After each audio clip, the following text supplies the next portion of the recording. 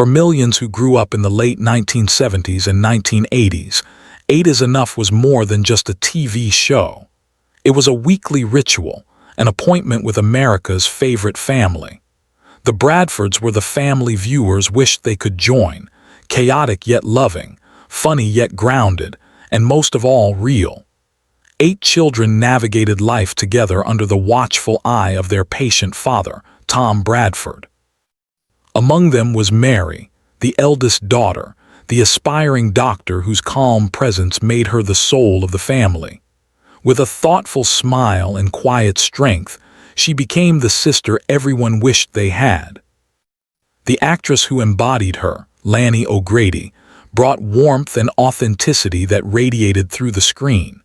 She was a comforting presence in living rooms across America, but behind her serene smile, far from the polished sets of Hollywood, Lanny was fighting a private war. It was a battle so terrifying and consuming that it would ultimately take her life. Lanny O'Grady's story isn't simply another tale of Hollywood fame gone wrong. It is darker, more complex, and deeply personal. Long before cameras rolled, she was already waging a silent war against an invisible enemy, her own mind. Doctors, prescriptions, and a medical culture quick to medicate but slow to understand compounded her struggle, dismantling her life piece by piece.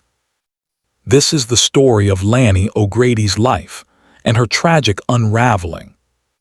A star is born into Hollywood pressure. Lanny was born Lanita Rose Agrati in 1954 into a family deeply embedded in Hollywood. Her mother, Mary Grady, was one of the most respected children's talent agents in the industry. Casting directors relied on her agency for decades, and Mary was known as a powerhouse, protective of her clients yet demanding of her own children. Lanny's older brother, Don Grady, had already been a Disney Mouseketeer and starred in My Three Sons. For Lanny, show business wasn't a choice. It was the air she breathed. Surrounded by headshots, scripts, and the constant buzz of auditions, she grew up immersed in an industry that celebrated image but demanded perfection. Yet long before Hollywood pressures took hold, another shadow loomed. At just 13, Lanny experienced her first full-blown panic attack. Her heart raced, sweat poured, and she felt certain she was about to die. In the 1960s, terms like panic attack or anxiety disorder weren't widely recognized, leaving her isolated in fear. This wasn't a fleeting teenage phase. It was the start of a lifelong battle with panic disorder and agoraphobia. Fame lights a fire already burning.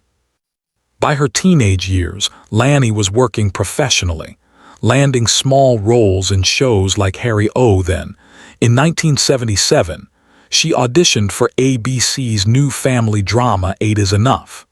She won the part of Mary Bradford, and overnight her life transformed. The series became a sensation, instantly making its young cast household names. To the public, Lanny seemed composed and graceful. Castmates remembered her as prepared, kind, and professional. Dick Van Patten, who played her TV father, recalled her sweetness and talent with affection. But behind the scenes, her anxiety worsened. The grueling pace of television, long hours, public scrutiny, and endless demands was a nightmare for someone silently battling panic disorder. Lanny often suffered attacks mid-scene, her heart pounding, vision narrowing, and memory lapses leaving her unable to recall filming. She confessed later to experiencing blackouts, where entire scenes vanished from her memory. Agoraphobia soon compounded her suffering. While millions saw her as a confident young woman, she increasingly dreaded stepping out of her dressing room. The sound stage's vast space and glaring lights triggered overwhelming fear. It was a cruel paradox. She was broadcast into 20 million homes weekly while becoming a prisoner of her own shrinking world. The prescription trap. During this period, Lanny was introduced to Valium. In the late 1970s, benzodiazepines were hailed as miracle drugs, prescribed casually for anxiety, stress, or insomnia. To Lanny, the first pill felt like salvation. The fear receded, the panic calmed. "Oh my God, this is the way I'm supposed to feel," she later recalled. But relief came at a devastating cost. Valium was not the safe, non-addictive solution it was marketed to be. It was the beginning of a spiral that would define her adulthood. When 8 is Enough ended its 5-year run in 1981, the structure that had anchored her collapsed. Without work to occupy her, anxiety returned with greater force. She withdrew from Hollywood, appearing only in reunion specials. She married and followed her mother's path, working as a talent agent. For brief periods, stability seemed possible, but her reliance on medication deepened. Over 2 decades, Lanny cycled through doctors, therapists, and prescriptions.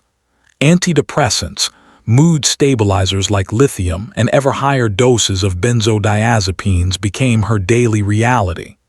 At some point, she was labeled bipolar, though whether that diagnosis was accurate or a misinterpretation of drug effects remains unclear.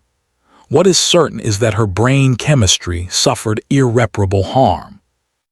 The invisible prison. In interviews during the 1990s, Lanny bravely described the torment she lived with. Driving on freeways, she often had to pull over.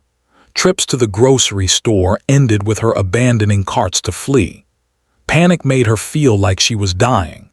Agoraphobia became so severe that she sometimes couldn't step outside her house, too terrified even to check her mailbox. Her marriage collapsed, relationships strained, and her world grew smaller. Mary Grady, her formidable mother, tried to help with financial and emotional support, but even she was powerless against her daughter's invisible illness. Hollywood's culture of perfection only worsened the burden. Admitting weakness was taboo. Her castmates from 8 is Enough remained largely unaware of the depths of her struggle. They remembered her as sweet but quiet, never realizing how much pain she hid. The illness itself thrived in secrecy. The most haunting cost was memory loss. Long-term benzodiazepine use damaged her ability to recall life events, erasing chunks of her past. Even her years on 8 is Enough, the role that defined her, blurred into fragments she could barely remember. She was not only losing her health but her identity. A systemic failure. It is tempting to blame drugs alone for her demise, but that oversimplifies the tragedy. Lanny was not abusing substances recreationally. She was following medical advice. Doctors prescribed pills freely, increasing doses when symptoms persisted, layering medications when side effects appeared. She became trapped in a cycle of medically induced addiction. The 1970s and 80s medical culture treated anxiety with prescriptions rather than understanding. Benzodiazepines were marketed aggressively as safe, while their potential for dependence remained downplayed. Withdrawal from long-term use could be more dangerous than heroin detox, often leaving permanent neurological scars. In this sense, Lanny was not just a victim of anxiety but of a flawed system. She trusted doctors to help, yet the very treatments deepened her illness. Was it ignorance, negligence, or both? Likely a mix. Psychiatry was still in its infancy in understanding panic disorders, and patients like Lanny were unwitting experiments in an uncontrolled trial. A voice before its time. In the 1990s, Lanny began speaking publicly about her struggles. Though her warnings about prescription dependency fell largely on deaf ears, they foreshadowed the opioid and prescription drug epidemic that would later dominate headlines. She was a canary in the coal mine, a high-profile casualty of a system that created addicts under the guise of treatment. Her story also contributed, however quietly, to shifting attitudes toward mental health. In her era, conditions like panic disorder or agoraphobia carried deep stigma, especially for public figures. Speaking about them risked careers. Yet Lanny found the courage to break her silence, helping lay groundwork for the openness celebrities show today when discussing anxiety, depression, or addiction. The final chapter. On September 25, 2001, Lanny O'Grady was found dead in her Valencia, California home. She was only 46. The coroner confirmed she had died of multiple drug intoxication, a lethal mix of Prozac and Vicodin. Her war was finally over. The tragedy of Lanny's life resists simple explanations. Fame did not destroy her. Her struggles began years before. Addiction alone did not define her. She was a patient following medical orders. Her story is a perfect storm: childhood anxiety, Hollywood pressures, the weight of perfection, and a medical culture too eager to prescribe and too slow to understand. Legacy of a fragile strength. Despite everything, Lanny endured. She survived 26 years after 8 is enough ended, longer than many in her circumstances might have.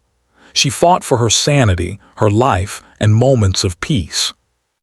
Perhaps the most meaningful way to remember her is not as another Hollywood casualty, but as a woman of hidden resilience. Her story urges empathy for those behind the masks of fame and compels us to question the easy fixes sold in little brown bottles. Lanny O'Grady gave millions a sense of comfort as Mary Bradford, but she could not find the same peace for herself. Her life reminds us of the silent battles people fight, the systemic failures that worsen them, and the courage it takes to keep going. She deserved a better ending.